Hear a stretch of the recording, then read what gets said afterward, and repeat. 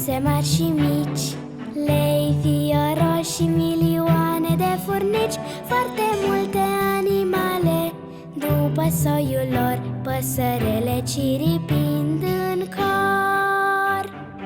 Dacă Domnul pe toate le-a creat, aici așa de minunat, cum va fi când blândul copilaș se va juca cu nuși drăgălaș?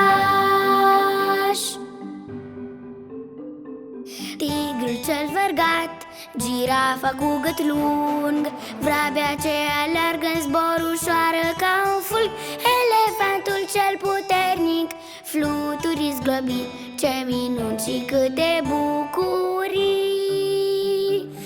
Dacă Domnul pe toate le-a creat, aici așa de minunat, cum va fi când blândul copilaș se va juca cu nuși drăgălaș?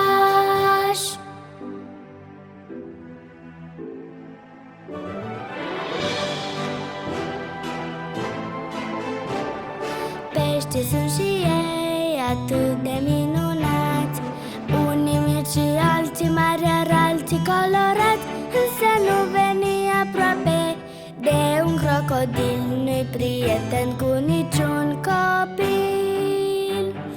Dacă Domnul pe toate le-a creat, aici așa de minunat, cum va fi când blândul copilaș se va juca cu nuși drăgălaș?